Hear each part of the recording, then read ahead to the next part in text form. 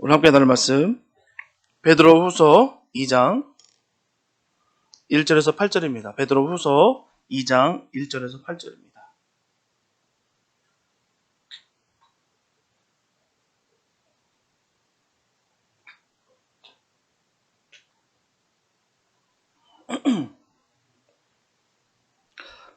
베드로후서 2장 1절에서 8절 말씀, 신명기 한 말씀 봉독 올립니다. 그러나 민간에 또한 거짓 선지자들이 일어났었나니 이와 같이 너희 중에도 거짓 선생들이 있으리라. 저희는 멸망케 할 이단을 가만히 끌어들여 자기들을 사신 주를 부인하고 임박한 멸망을 스스로 취하는 자들이라. 여럿이 저의 호색하는 것을 좇으니 이로 인하여 진리의 도가 회방을 받을 것이요, 저희가 탐심을 인하여 지은 말을 가지고 너희로 이를 삼으니 저희 심판은 옛적부터 지체하지 아니하며 저희 멸망은 자지 아니하느니라.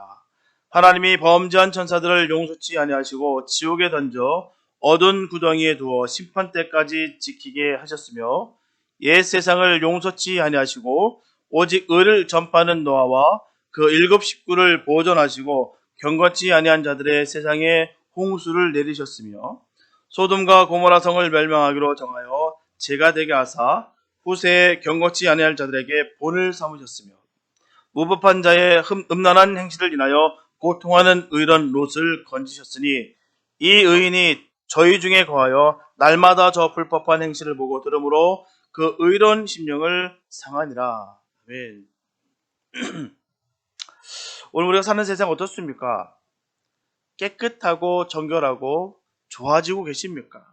하나님 보시기에 선하고 그렇게 아름답게 우리가 이렇게 되어가고 있나요? 너무 안타깝게 세상은 죄악으로 점점 가득 차고 있다는 사실입니다. 너무너무 어두워지고요, 이제는 걷잡을 수 없을 것 같은 생각이 듭니다. 겉으로 보기에는 깨끗해요. 근데 세상 곳곳에 죄가 독보설같이 피어나고 있다는 것입니다. 수많은 강력범죄와 약탈과 비행과 비리가 계속해서 증가하고 있다는 거예요. 도무지 줄어들 생각이 없어요. 심각해지고 있습니다. 점점 진흥화되고 있고요, 점점 대범해지고 있다는 사실입니다. 분명한 법 기준이 서 있지 않으면 범죄는 점점 발전하여서 점점 죄가 아닌 시대를 우리가 살아가게 될 것입니다. 이제 보편적 가치가 변질되고 있다는 거예요. 이와 마찬가지로 교회도 교리적으로 신학적으로 명확하게 세워지지 않으면 어느 순간은 이단이 정통성을 주장하고 나올 수도 있다는 것입니다. 아니, 지금 그렇게 나오고 있어요. 자기네들은 이단이 아니라는 겁니다. 자기들이 맞다라고 전하고 있어요. 교세를 인원수도 점점 커지고 덩치도 커지고 영향력도 커지니까 이제는 기성교회를 이제는 깔보기 시작하고 자기네들이 이제는 정통이다라고 그렇게 주장하고 나오고 있다는 사실입니다. 오늘 보면은 이단에 대한 경고의 내용이에요. 베드로 사도는 교회 내 거짓 선생들과 그들을 좇은 자들의 결과가 어떠한 것인가를 지옥이 갇힌 천사와 노아의 홍수, 소돔과 고모라 성 등의 사건을 예로 들면서 분명하게 경고하고 있습니다. 많은 사람들이 이단의 호색을 쫓아서 진리의 도가 회방을 받을 것이지만 그들의 멸망이 속히 임하리라고 분명하게 엄하게 경고하고 있는 거예요. 그리고 타락한 세상에서도 노아와 그의 7 가족들과 롯은 어떻게 구원을 받은가를 이야기하고 있습니다. 구약시대 이스라엘 민간에는 하나님으로부터 신탁을 받지 않고 자기 마음대로 멋대로 예언한 거짓 선지자들이 너무나도 많았습니다. 문제는 그들도 하나님의 이름으로 예언을 하고 하나님의 이름으로 역사와 사건을 해석했지만 하나님의 참뜻을 밝히기보다는 교묘한 방법으로 하나님 뜻을 왜곡하고 많은 백성들을 그릇된 길로 인도했다는 것입니다.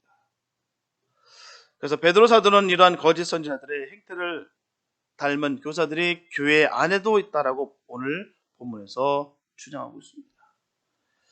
오늘은 본문을 중심으로 구약에 나타난 거짓 선지자들의 특징을 살펴보면서 교회 안에 있는 참 교사와 거짓 교사를 구별하고 구원받은 자의 삶이 어떠한지를 우리가 살펴보면서 은혜를 함께 나누겠습니다.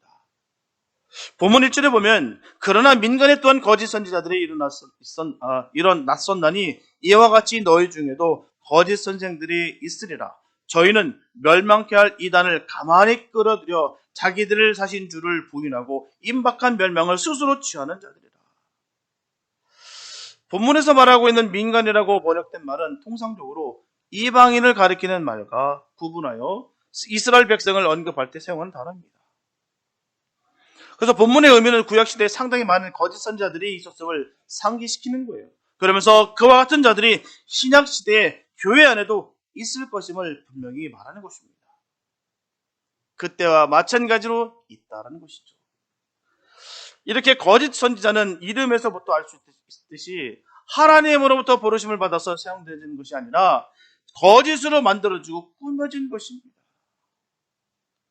구약에 나타난 거짓 예언자들의 특징을 살펴보게 되면 그들의 사역이 하나님에 대한 소명이 아니라 직업적이었다는 것이죠. 사실 예언자라고 하는 것은 하나님의 대변자입니다. 그러니 분명히 아셔야 돼요. 예언자, 예언이라는 뜻이 무슨 말씀인지를 우리가 분명히 새겨야 됩니다. 하나님과 인간 사이에 서서 하나님의 뜻과 메시지를 전달해 주는 것이 예언자예요. 그래서 예언의 내용에는 선지자 개인의 생각이라든지 입장이 들어갈 여지가 없다는 것입니다. 왜요? 하나님의 말씀을 선포하는 거기 때문에. 우리가 분명히 알아야 될 것은요, 길롱화복을 전하는 것이 아닙니다. 무당이 하는 거예요. 무당이 길롱화복을 전하는 것이고 하나님의 엄하신 말씀을 전하는 것이 예언자예요. 하나님의 말씀을 전하는 것이지 왜 무엇을 잡고 대박이 날 것인지 어느 방향이 무엇인지 무엇이 중요합니까? 옛날에 영화에 나오더라고. 무엇이 중요한지 나오더라고요. 무엇이 중요한 것을 우리가 알아야 됩니다. 하나님의 말씀이 중요한 거고 하나님이 중요한 거예요. 어느 방향이 뭐가 중요해요? 하나님은 논처럼 아무리 다 계시고 주장하시고 전부 꽉 차 계신데 어느 장소며 어느 방향이 뭐가 중요해요? 하나님이 중요한 것이죠. 자꾸 이상하게 얘기하고 이상하게 해석하다 보니까 우리가 자꾸 혼돈하는 거예요. 예언은 하나님의 말씀을 맡은 것입니다. 한자도 예금할 때 예자예요. 말씀원이고 하나님께서 우리에게 말씀을 맡기신 거예요. 그 말씀을 붙잡고 가는 것이 예언이지 앞으로 이 땅 사면 잘 살 거 이거는 아닙니다. 이거는 길롱화복을 전하는 것은 무당이 나는 거예요. 우리는 영원한 나라에서 영원히 잘 사는 것, 주님과 함께 사는 것, 이게 목적입니다. 이 땅에서 잘 먹고 잘 사는 것이 목적이 아니라 주님의 나라에서 주님과 영원한 생명을 갖고 살아가는 것, 이게 목적이에요. 여기서 탈선하니까 자꾸 세상적인 기초와 가치와 자꾸 정의에 맞춰서 우리가 살아갈 때가 얼마나 많은지 몰라요. 그 거짓 선지자, 그들은 인간들의 복잡하게 뒤얽힌 그 이권들을 전혀 염두에 두지 않고 있는 것이 아니라 거기에 계속해서 그 이권만, 자기의 이득만, 거기 모든 초점이 맞춰져 있다는 것이죠. 하나님의 예언자들은 다릅니다. 말씀을 선포하는 주님의 종들은 하나님의 말씀만을 증거해야 되기 때문에 때로는 선지자들에게는 자연히 핍박이 따르기 마련이에요. 이권을 전혀 염두에 두지 않기 때문입니다. 나에게 유익을 전하는 것이 아니에요. 내가 죽어도 유익이다라고 오늘 선포한 찬양처럼 살아 죽으나 우리는 주님의 것이에요. 마태복음 23장 34절에 보게 되면 그러므로 내가 너에게 선지자들과 지혜 있는 자들과 서기관들을 보내매 너희가 그 중에서 더러는 죽이고 십자가에 못 박고 그 중에 더러는 너희 회당에서 채찍질하고 이 동네에서 저 동네로 구박하리라. 왜요? 말씀을 증거한 대가로 말입니다. 바른 복음을 전하는 대가로 말이에요. 이렇게 이스라엘 역사에서 많은 선지자들이 피를 흘리는 것은 하나님 말씀을 더하거나 빼지 않냐고 사실 그대로를 전해야 되는 선지자직을 특성 때문이었다는 것이죠. 직업적이 아니라 선지자적이라는 것입니다. 내 입에 풀칠하려고 하는 것이 아니라 하나님의 말씀을 증거하는 거예요. 이를테면 목사가 직업입니까? 회사원인가요? 만약에 그렇다면 여기 있을 필요가 없습니다. 다른 게 더 훨씬 나아요. 그래서 생명 바치면서 말씀 증거하시는 거예요. 내가 오늘 당장 죽는다 하더라도 나는 하나님 말씀 증거하다가 죽는다. 이래서 다 버리고 들어온 거예요. 그렇기 때문에 겁날 것이 없습니다. 두려울 게 없어요. 그러니까 할 수 있는 것입니다. 하지만 그런 가운데서도 거짓 선지자들은 예언을 업으로 삼아서 매우 안정적인 생활을 누렸다는 것이죠. 미가서 3장 5절에 보게 되면 내 백성을 유혹하는 선지자는 이에 물면 평강을 외치나 그 입에 무엇을 채워주지 아니하는 자에게는 전쟁을 준비하는도다. 이게 무슨 말입니까? 자신에게 돈을 바치면 거짓으로 포장해서 말을 하고 돈을 바치지 않으면 저주하는 행복이라는 거예요. 다시 말씀드리면 많은 재물을 주면 평안을 이야기했고요. 재물이 만족치 않으면 화를 예언했다는 거예요. 그들은 이권 개입의 여부에 따라서 그들의 예언을 수시로 바꿨어요. 그래서 하나님의 말씀은 돈을 긁어모으는 수단과 방법에 불과했다는 것입니다. 오늘날 흔히 볼 수 있는 이단들이 많은 부의 축적을 하고 있음을 볼 때 예나 지금이나 거짓 선지자, 거짓 교사, 거짓 종교의 크나큰 특징은 직업적임을 우리가 알 수가 있습니다. 성도들은 지혜의 눈을 열어서 거짓 교사들을 판별할 수 있어야 되는 거예요. 이렇게 성도가 하나님의 말씀을 가지고 자신의 사사로운 감정과 하나님의 뜻을 멋대로 해석하고 이용한다면 그것은 성도의 모습과 삶이 아니라는 거예요. 이 말씀은 내가 편하니까 확 집어먹고 이 말씀은 쓰니까 퇴뱉어버리고 내가 원하는 대로 움직이면 좋은 하나님, 내 뜻과 전혀 상관없이 행하시면 나쁜 하나님, 이렇게 마음을 악하게 먹을 때가 얼마나 많은지 몰라요. 하나님의 말씀은 살았고 운동력이 있습니다. 그리고 좌우의 낯선 검같이 우리의 영과 혼과 관절과 곳을 찌르고 쪼개서 우리의 마음의 생각과 뜻을 감찰하십니다. 판단하신다는 거예요. 이런 생명의 말씀을 함부로 하면 결국 성도가 되는 것을 포기하는 것과 같은 거예요. 내 마음대로 내가 편한 대로 말씀을 내가 마음대로 만드는 것, 전하고 받는 것, 성도에게를 포기하는 것입니다. 하나님의 말씀은 변질되지 않고요, 변하지 않습니다. 세상이 바뀌었다고요? 시대가 바뀌었다고요? 아닙니다. 하나님의 말씀을 똑같아요.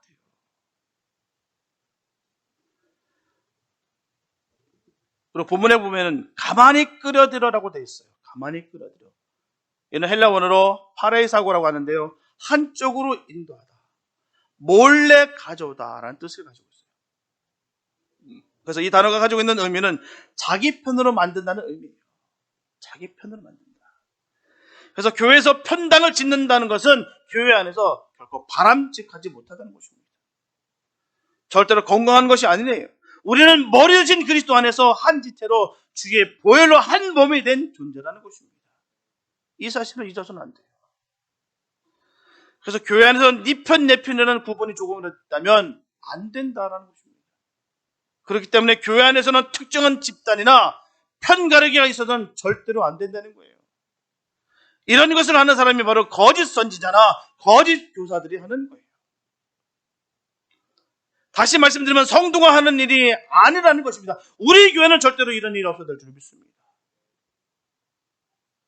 결국 네 편, 내 편 맞는 게 뭐겠습니까? 내가 크니 내가 작니 그거 아닙니다. 힘을 휘두르고 싶은 그 욕망 아니겠습니까? 결코 주님의 교회에서는 있을 수 없는 일입니다. 왜요? 주님이 머리가 되시기 때문이에요.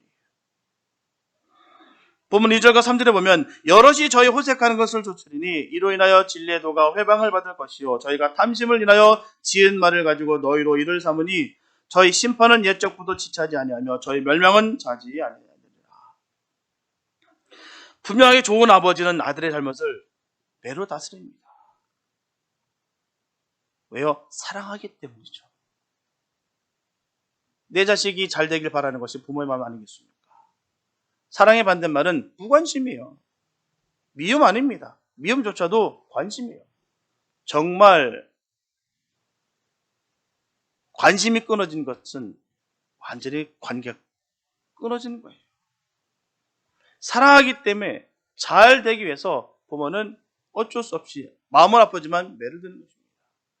히브리서 12장 6절에서 8절 말씀 보면 주께서 그 사랑하시는 자를 징계하시고 그의 받으시는 아들마다 채찍질하시니라 하였으니 너희가 참음은 징계를 받기 위함이라 하나님이 아들과 같이 너희를 대우하시나니 어찌 아비가 징계하지 않는 아들이 있으리요 징계는 다 받는 것이거늘 너희에게 없으면 사생자요 참 아들이 아니니라.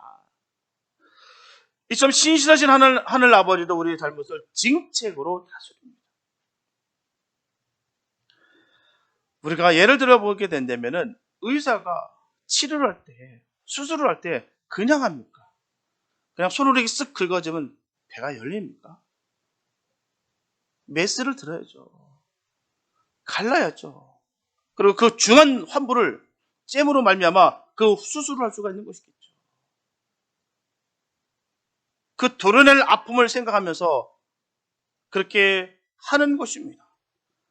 칼을 들지 않을 수가 없어요. 배를 열기 위해서 말입니다. 그 환부를 열기 위해서 말이에요. 우리 어항의 물도 마찬가지예요. 물을 가를 때 보면 물고기들 거기 있으면 그대로 탁 해서 죽습니다. 그래서 물가리에서 빼놓으면 난리 납니다. 팍팍 뛰고요. 죽는 줄 알고 있어요. 그러나 그 관계, 그 시간을 통과해야 된다는 것이죠. 왜요? 깨끗한 물을 바꾸기 위해서 말이에요. 비록 매는 아프지만 잘못된 것을 근원부터 고치는 능력이 있기 때문이다라는 것입니다. 하지만 거짓 선지자들은 하나님의 사랑의 매를 부인해요. 이렇게 거짓 선지자들은 하나님을 어떤 경우에서도 매를 들지 않는 분으로 소개하면서 이스라엘 백성들의 범죄와 부패를 푸채질하였어요. 야, 하나님이 무슨 지옥을 만들어. 그런 하나님이 어딨어? 아니야, 사랑의 하나님이야. 지옥 없어. 천국만 있어. 괜찮아. 죄져도 괜찮아. 하나님께서 다 건져내시고 다 용서하셔. 사랑의 하나님 맞습니다. 어떤 죄도 용서하십니다. 회개할 때 말이죠. 하나님을 사모할 때 말이죠.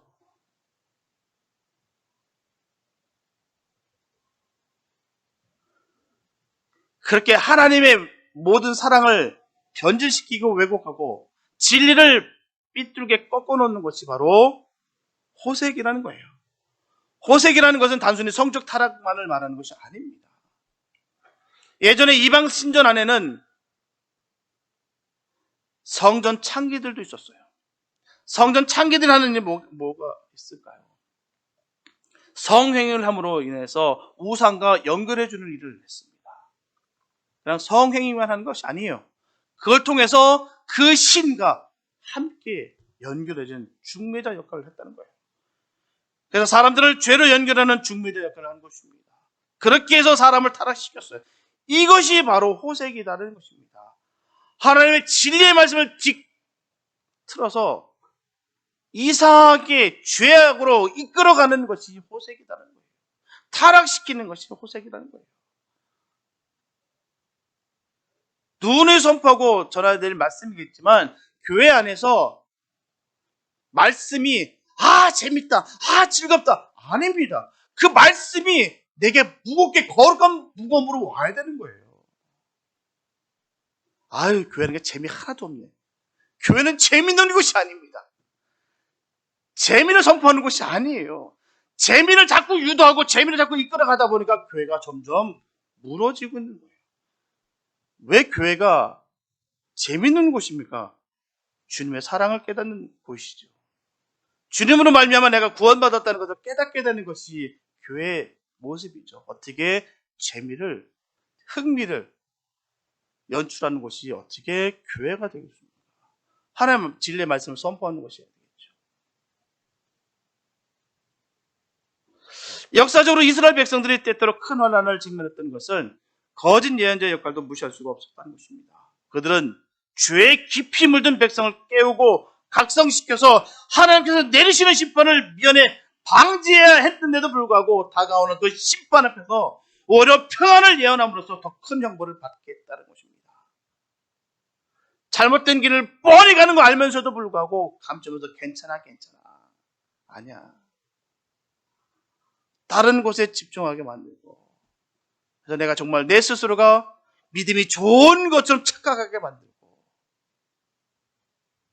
하나님 말씀이 전혀 내 마음속에 들어와 있지도 않는데 성령의 임재가 하나도 없는데도 불구하고 있는 것처럼 그렇게 엔터테인먼트해서 현혹시키는 일들을 했다라는 것이죠. 그래서 스스로는 그렇게 인하여 스스로 목이 곧은 백성들로 변질시켰다는 것입니다. 난 선민이기 때문에 마음 놓고 죄를 져도 괜찮아. 왜? 나는 선민이기 때문에. 합법적으로 이제는 죄를 져도 괜찮은 펄밋을 받았어. 그렇게 함으로 인해서 내가 정말 구원의 확신도, 정말 주님의 그 은혜도 우리가 모르는데도 불구하고 스스로 착각 속에 빠져서 목이 굳은 백성으로 변질시켰다는 것이죠. 그러니 우리 하나님이 어떻게 저 다곤신과 싸워서 질 수가 있겠어? 우리는 블레셋과 절대로 지지 않아. 하나님 지게 만드셨어요. 철저하게 지게 만드셨어요. 법궤 들고 하면 난 싸워서 이길 수 있어라고 법궤 가더니 법궤 뺏겨버렸어요. 자기 스스로는 그렇게 생각했던 것이죠. 전지전능한 하나님께서 어떻게 저 이방 잡신들과 싸워서 질 수가 있겠어? 우리는 이긴다. 법궤까지 얻었어요. 잘못된 예언을 팍팍 쏟아내면서 법궤만 갖고 오면 하나님께서 함께 하실 거야. 우린 절대 지지 않아. 그렇게 삶의 모습에서 그렇게 주님을 사모하는 마음도 전혀 없는데도 불구하고 그렇게 스스로 체면 걸어서 내가 믿음인지 신념인지 내가 최면에 걸리는 것인지도 모르고 그렇게 뒤딸려갔다는 것이죠. 이게 거짓 교사들의 모습인 거예요. 오늘도 마찬가지입니다. 거짓 교사들은 달콤하고 듣기 좋은 말로 성도들을 유혹하고 인기 끌기에 기특해서 병든 영혼을 경책하며 치료하는 일에는 관심을 기울이지 않습니다. 왜 귀찮게 그런 짓을 왜? 그냥 잘한다만 하면 됐지. 그럼 피곤할 것도 없고 내가 공격받을 것도 없고 그냥 알아서 그냥 갈 텐데 내가 왜 굳이 그럴 필요가 뭐가 있겠어. 디모데후서 4장 2절에 보면 너는 말씀을 전파하라. 때를 얻든지 못 얻든지 항상 심쓰라. 범사의 오래 참음과 가르침으로 경책하며 경계하며 권하라. 분명히 전하고 있어요. 경책하며 경계하며 권하라. 분명히 성도들은 참으로 바른 길로 나가기를 원한다면 말씀을 온전히 분별해서 똑바로 알아야 됩니다. 이 말씀이 어떤 말씀인지를 알고 받아먹어야 돼요. 목사인 저도 성도들에게 말씀을 똑바로 전해야 됩니다. 생명 걸고 전해야 돼요. 인기나 이권에 연연하지 않고 하나님께서 원하시는 말씀을 전해야 되는 것입니다. 때로는 힘든 말씀도 전해야 될 때가 얼마나 많은지 몰라요. 어찌 보면 대부분이 힘든 말씀을 전할 때가 입니다. 비록 마음은 아프고 불편할지라도 그로 인해서 성도들은 생명이 이룰 수가 있다는 것이죠. 하나님의 말씀을 바로 전하는 거예요. 사망의 길로 이끄는 것이 아니라 생명의 길로 이끌기 위해서는 정말 피를 토하는 그런 일들을 감당해야 된다는 것이죠. 때로는 오물을 뒤져쓰고 때로는 오해를 받고 때로는 돌팔매질을 당한다 할지라도 생명 걸고 말씀 전고 가는 거예요. 그게 바로 하나님의 기름 부은 종의 삶의 모습을 좀 믿습니다. 인기 끌려면 다른 거 해야죠. 돈 많이 벌려면 다른 거 해야죠.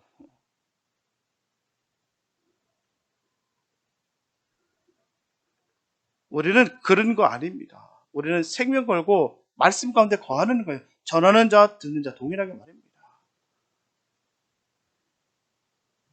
목사 그러면 벽에다 얘기합니까? 성도를 향해서 부르신 것이죠. 설교가 하나님께 드리는 것입니다. 성도들한테 하나님 말씀 선포하는 거죠. 그래서 어떻게든 깨져서 어떻게든 부서져서 하나님 앞에 온전히 정결하게 되기 위해서 그렇게 기도하면서 전하는 거예요. 그런 가운데 변화되고 복을 받는 역사가 있게 되시길 축복합니다. 하나님 말씀을 온전히 받아서 참 믿음을 받는 우리가 됐으면 참 좋겠어요. 우리가 참 교사와 거짓 교사를 구분을 해야 되는데 보통 많은 사람들은 자신에게 칭찬과 위안을 주는 말에 더욱 현혹되고 마음을 뺏긴다는 것입니다. 에스겔서 13장 6절에 보면 여호와께서 말씀하셨다고 하는 자들이 허탄한 것과 거짓된 점괘를 보며 사람으로 그 말이 굳게 이르기를 바라게 하거니와 여호와가 보낸 자가 아니라. 여호와가 보낸 자가 아니라는 거예요.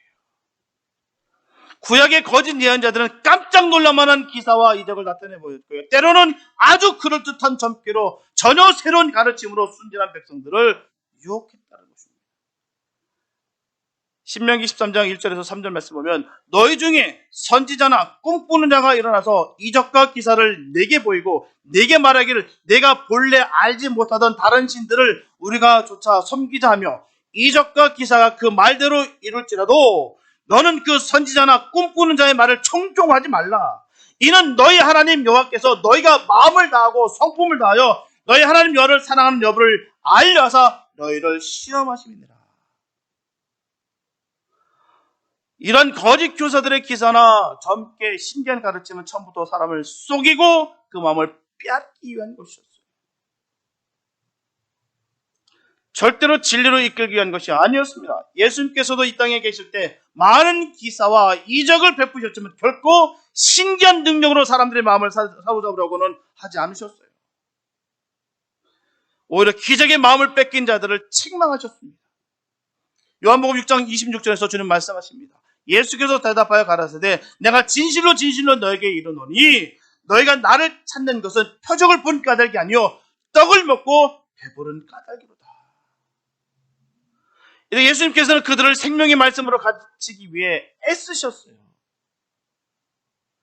내가 생명의 떡이다. 날 먹어라. 하셨지. 기적 봤으니까 날 믿어라 하신 적 없습니다. 그 말씀 결과 예수님을 떠나는 사람들이 많았어요. 그렇게 그 기적을 볼 때는 많은 사람이 줄줄줄 따라다녔는데 이 말씀하시자 많은 사람이 떠났다라고 전하고 있습니다. 그들은 주님의 제자가 아니라 팬인 거예요. 그냥 군중일 뿐입니다. 요한복음 6장 66절에서 68절에 보면 이러므로 제자 중에 많이 물러가고 다시 그와 함께 다니지 아니하더라. 예수께서 12제자에게 이르시되 너희도 가라느냐? 시몬 베드로가 대답하되 주여 영생의 말씀이 계시매 우리가 네게로 가오리까? 이처럼 기적과 체험만 기대하고 있던 많은 사람들은 결국 모두 떠나게 됐어요. 제자만 남는 것입니다. 이렇게 해서 떠나고 저렇게 해서 떠나고 오늘도 마찬가지예요. 당장 눈에 보여야 되고 무언가 있는 것 같은 것에 마음을 뺏기게 돼서 진정 귀하고 복된 것을 보지 못하는 경우가 얼마나 많은지 몰라요. 아무리 기적과 이사가 나타날지라도 예수님보다 소중한 귀한 것은 없습니다. 주님이 가장 귀한 거예요. 문제는 예수님보다 기적과 이사를 더 귀하게 여기는 경우가 많다는 것이죠. 기적과 이사는 전적으로 하나님의 주권과 의지에 달려있는 것입니다. 사람이 아무리 간곡하게 원한다 할지라도 하나님께서 원하시지 않는다면 결국 이루어지지가 않아요. 반면에 아무리 죽을 수밖에 없는 사람일지라도 하나님께서 그를 살리시려 마음먹으시면 그는 반드시 살아납니다. 예전에 하유경 목사님이 하셨던 말씀이 있습니다. 한 성도가 죽음이 완전 코마 상태, 이제는 임종 예배 드리러 갔대요. 갔는데 정말 죽음 앞에 있는 것입니다. 그 앞에서 할 게 아무것도 없다는 것이죠.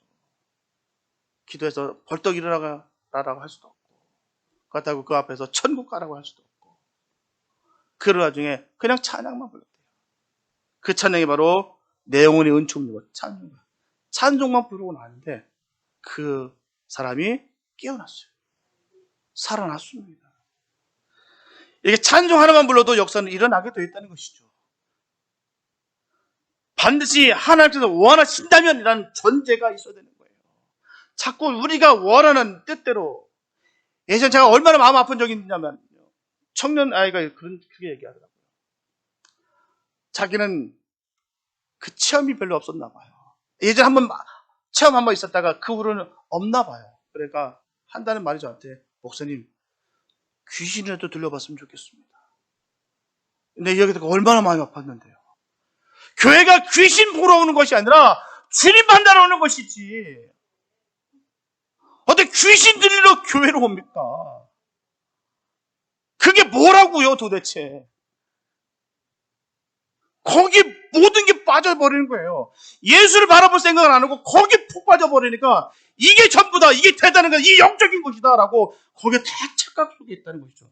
영적인 것은 주님의 마음을 깨닫는 것이 영적인 거예요. 어찌 보면 그것도 육적인 것입니다. 육적인 거예요. 드러난 현상들이요. 드러난 현상으로 인하여 천국 가는 거 아닙니다. 아무리 그런 현상 많이 체험하고 많이 봤다고 해서 천국 가는 거 아니에요. 예수를 믿어야 천국 가는 거예요. 내가 그런 기적 안 봤어도 내가 주님을 믿어진다면 그게 천국 가는 거예요. 어떻게 귀신이라도 들어봤으면 좋겠다는 그 얘기 들을 때 내가 얼마나 울었는지 몰라요. 마음속으로. 또 기도하면서 말입니다.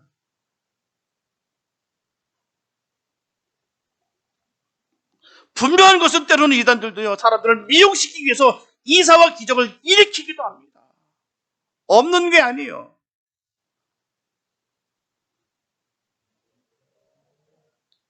우리 성도들이, 저와 여러분들이 기사와 이적만 쫓다 보면 이렇게 이단의 미혹에 빠지게 되는 거예요. 그게 전부인 줄 알고 예수님 뒤에서 그렇게 졸졸 따라듣던 수많은 군중들의 모습들이 거기 있는 거예요. 예수를 사모하고 예수를 바라봤던 것이 아니라 그게 너무너무 재밌었던 것이죠. 우리는 오직 예수님만 쫓아야 될 줄 믿습니다. 예수님만 따르시기 바랍니다. 예수만 사랑하시기 바랍니다. 반드시 예수를 닮아야 될 줄 믿습니다.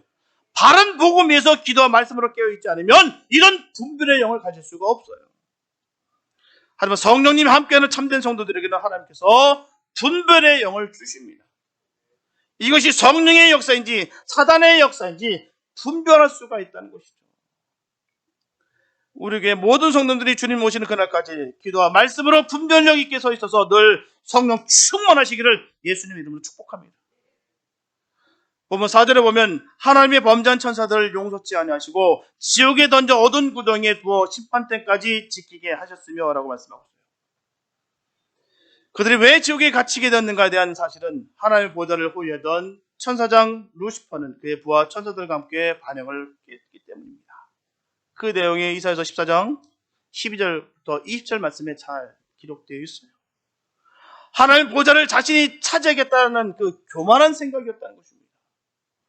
이 사실을 아신 하나님께서는 루시퍼와 그를 주장하는 범죄한 천사들을 공중에서 쫓아내셨습니다. 그래서 천사장이었던 루시퍼가 마귀라고 하며 용, 옛뱀, 바알세부라고 하는 사단이 되었고요. 그에 보아 천사들이 귀신이 되어서 오늘날까지도 사람들을 미혹하고 있습니다. 우리는 여기에서 범죄한 자가 아무리 훌륭하고 멋있으며 아무리 높은 지위가 있었다 할지라도 형벌을 면치 못한다는 사실을 알게 됩니다. 이제 죄는 사람들의 모습을 비천하게 만드는 거예요. 하나님께서 가장 싫어하시는 게 뭘까요? 다 아실 거예요. 교만입니다. 다 아시는 말씀이에요. 그 어떤 것보다 증오하고 저주하십니다. 교만이 말입니다. 우리가 기억해야 될 것은 진리 문제는요, 예수님을 바로 만났느냐 안 만났느냐의 싸움이에요. 정말 주님을 우리가 진정으로 만나면 변하게 될 수 있습니다. 어떻게 해요? 겸손하게 말입니다. 시켜서가 아니에요. 누구의 강요서가 아닙니다. 그냥 주님을 만나면 겸손하게 되어 있어요. 왜요? 사단의 근본이 교만이기 때문입니다. 교만한 것은요, 아직 그 근성이 있다는 거예요. 죄악된 근성이. 아비가 사단이 이기 때문이다 라는 것입니다. 하나님 아버지의 자녀들은 겸손합니다. 왜요? 나 같은 죄인을 살려주시는 것을 알기 때문이라는 것이죠. 전 생명 끝나는 날까지 전합니다. 나 같은 죄인 살려주시는 거예요. 나 정도 되니까 살려주시는 거 아닙니다. 우리가 평생, 일평생 살아가면서 이 신앙 잊지 마시기 바랍니다. 나 정도 되니까 날 구원해주시는 아니에요. 나 같은 죄인 살려주시는 거랍니다.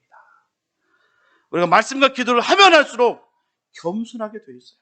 주님의 마음을 알면 알수록 우리는 겸손하게 되어 있어요. 아니, 저 사람이 어떻게 저렇게 됐지? 어떻게 교만하게 됐지? 다른 거 아닙니다. 타락한 모습으로 가고 있다는 것을 우리가 보면 됩니다. 영적으로 교만도 교만이에요. 내가 더 많이 보면 볼수록 더 많은 것을 내가 알면 할수록 겸손하게 되어 있습니다. 우리는 이걸 분별할 수 있어요. 보면 5절에 보면 옛 세상을 용서치 아니하시고 오직 의를 전파하는 노아와 그 7 식구를 보존하시고 경건치 아니한 자들의 세상에 홍수를 내리셨으며 라고 말씀하고 있어요. 여기서 말하는 옛 세상은 노아가 살던 악한 시대를 말하는 것입니다. 창세기 6장 5절에서 7절 보면 여호와께서 사람의 죄악이 세상에 관영함과 그 마음의 생각의 모든 계획이 항상 악할 뿐임을 보시고 땅 위에 사람 지으셨음을 한탄하사 마음에 근심하시고 가라사대 나의 창조한 사람을 내가 지면에서 쓸어버리되 사람으로부터 육축과 기른 것과 공중의 새까지 그리하리니 이는 내가 그것을 지었음을 한탄하니라 하시니라.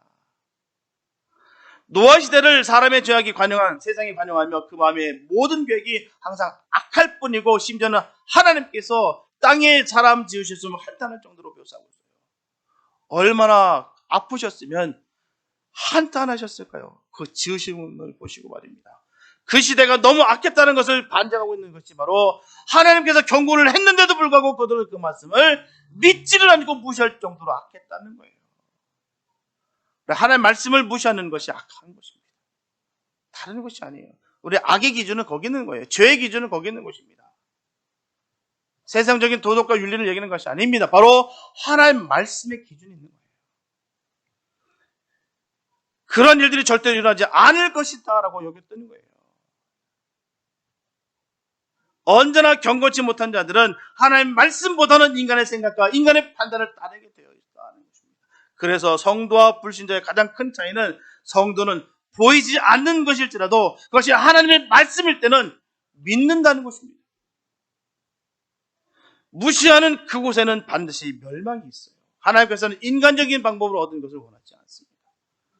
우리가 진정으로 하나님의 방법을 믿고 하나님 편에 서 있을 때 죄악과 심판의 자리에서 건져내어 주시는 것입니다.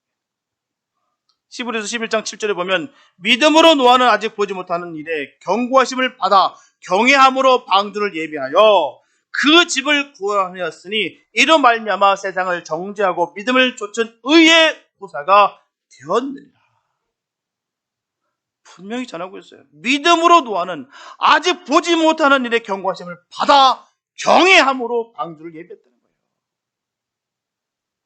세상의 종말과 세상 끝에 심판이 있을 것이라는 경고받은 우리도 예수 믿음으로 구원의 방주를 예배하고 믿지 않는 불신자들에게 복음 전하는 자가 되어야 될 줄 믿습니다.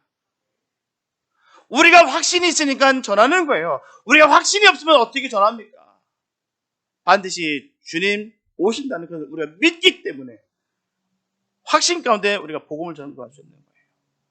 영원한 그의 나라가 주님의 나라가 있는 것을 우리가 알고 믿고 있기 때문에 우리가 모든 것을 희생하고 던질지라도 우리가 기쁨으로 주님의 길들을 걸어갈 수 있는 것입니다. 본문 6절에 보면 소돔과 고모라 성을 멸망하기로 작정하여 죄가 되게 하사 후세에 경건치 아니할 자들에게 본을 삼으셨으며 하나님께서는 준비된 의인이 없어서 타락할 대로 타락한 소돔과 고모라를 유황불로 심판하고 작정하셨어요. 다른 게 아닙니다. 의인이 없어서 망하는 거예요. 그 10명의 의인이 없어서 끝내 소돔과 고모라는 심판을 받게 됐다는 사실입니다.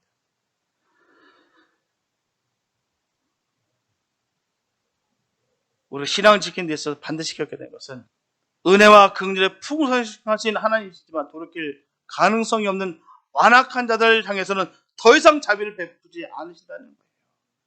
엄비하신 하나님을 우리가 기억해야 됩니다.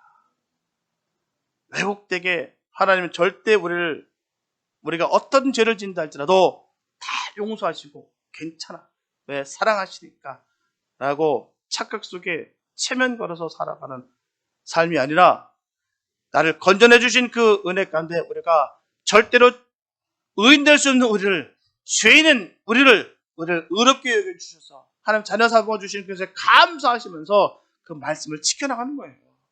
율법은 지키는 것이 아닙니다. 지켜줘야 되는 것이에요.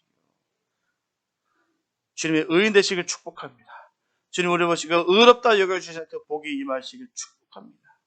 보면 7절에 보면 무법한 자의 음란한 행실을 인하여 고통하는 의로운 롯을 건지셨으니 라고 말씀하고 있어요. 여기서 무법한 자의 음란한 행실이라는 것은 그 당시 소돔과 고모라 성의 거민들이 지은 죄가 특별히 음란해 있었다는 것을 말하고 있는 것입니다. 우리가 본 구절을 보면서 당대 의인으로 부르는 롯에게서 뿐만 아니라 롯에게서도 구원의 역사를 볼 수가 있어요. 롯은 많은 사람들이 죄에 빠져 사는 때에도 오로지 바르게 향한 사람이었어요. 물론 롯이 의인이라고 해서 전혀 죄가 없었다고 말할 수는 없습니다. 하지만 롯은 불의한 세계에서 살면서 그들과 동화되지 않았다는 거예요. 하나님을 바라보고 묵묵히 살아갔습니다. 우리도 죄를 전혀 짓지 않을 수가 없어요. 세상에 죄 짓지 않고 살아가는 사람이 어디 있습니까? 그런 사람은 없습니다. 완벽한 사람은 있을 수가 없어요. 다만 세상과 같이 습관적으로 알면서도 지어서는 안 된다는 거예요. 내가 이 죄 때문에 가슴 아프면서 내 가슴을 찢는 것과 남들 다 찢는데 나도 괜찮아. 저 사람도 찢고 저 사람도 찢는데 나도 괜찮아. 우리가 이런 삶을 살았지 말자는 것입니다. 적어도 내가 구원받은 주님의 백성이라고 한다면 내가 어쩔 수 없이 죄를 질 수밖에 없는 상황 속에 가슴 아파하는 사람과 떳떳하게 괜찮다고 여기는 사람과는 다르다는 거예요. 알지 못하고 지은 죄, 그리고 연약함으로 인해 짓는 죄는 주께서 용서하십니다. 하지만 고범죄는 절대로 용서치 않으시는 것을 성도는 명심해야 될 줄 믿습니다. 상성도 죄를 짓고 있는데도 불구하고 인간의 정으로 죄를 죄로 여기지 않고 덮어버리면 자연스럽게 의인에서 탈락되는 거예요. 주님을 믿는 것, 아는 것 구분하시기 바랍니다. 아는 것과 믿는 것은 달라요. 믿어야 될 줄 믿습니다. 보면 성경 전하고 있어요. 아는 것과 믿는 것이 하나가 되라고 이렇게 있어요. 예수 모르는 사람이 어디 있습니까? 예수 다 알아요. 다른 사람들도 세상 사람들도 예수는 다 알아요. 아는 것과 믿는 것은 다르다는 것입니다. 그런데 안타깝게도 아는 것을 믿는다라고 착각하는 사람들이 얼마나 많은지 몰라요. 믿어야 천국이에요. 믿어야 구원받는 것입니다. 안다고 해서 구원받는 거 아니에요. 성경 말씀을 줄줄줄줄 내가 꿰채고 내가 메모라지 했다고 해서 믿는 거 아닙니다. 삶을 통해서 드러나야 되는 거예요. 믿으니까 하는 것입니다. 우리가 아는 것에 멈춰버리게 되면 의인에서 죄인으로 바뀌게 되는 거예요. 좋은 것이 없습니다. 어째 하나님 뜻이 옳은 것이고 좋은 것이에요. 사람 편에서도 좋은 것을 찾게 되면 하나님 뜻에서 벗어날 수도 있어요. 의인이 없는 교회는 절대로 교회가 될 수가 없습니다. 그리고 소돔과 고모라가 심판을 받듯이 의인이 없는 교회는 하나님께 책망받게 된다는 거예요. 우리가 의인 되시길 축복합니다. 우리가 주님 보시기에 선한 삶을 살아야 될 줄 믿습니다. 우리 주님께서 언제나 우리에게 요구하세요. 최고가 되는 것보다도 최선의 삶을 살라는 거예요. 우리 주님은 언제라도 한 번도 최고가 되는 말은 없습니다. 최선을 다하는 삶을 살려는 것이죠. 우리 교회는 죄를 부끄러 하고 허물을 인해서 가슴을 찢고 우리 스스로는 절대로 할 수 없음을 인정하고 오직 하나님께 매달리고 위로받기를 소원합니다. 그래서 부족함을 보고 손가락질하고 비난하는 것이 아니라 격려하고 사랑하고 기도로 중보하는 성숙한 교회가 되시기를 예수님의 이름으로 축원합니다. 기도합니다. 하나님 주님 감사합니다. 아버지, 우리가 어찌 완벽할 수가 있겠습니까? 하나님, 이 부족함을 아시는데도 불구하고 하나님 그 사랑으로 우리를 던져 주시고 자녀 삼아 주시니 얼마나 감사한지요. 하나님, 주님만을 믿기 원합니다. 주님만을 의지하기 원합니다. 이 험한 세상에서 하나님 철저하게 주님 닮아가는 삶 되게 하여 주시옵소서. 세상을 쫓고 세상을 따라가는 것이 아니라 온전히 주님 가신 그 길을 걷는 우리가 되게 하여 주시옵소서. 부족하고 연약한 것을 주님께 고백합니다. 성령 충만케 하여 주셔서 믿음으로 그 길 걷게 하여 주시옵소서. 늘 감사가 선포하게 도와주시옵시고 믿음을 온전히 믿어 주의 영광만 돌리는 복된 우리 모두가 될 수 있도록 은혜 베풀어 주시옵소서. 주께서 인도하심을 믿사옵고 축복하며 우리를 원하신 예수님의 이름으로 기도했습니다.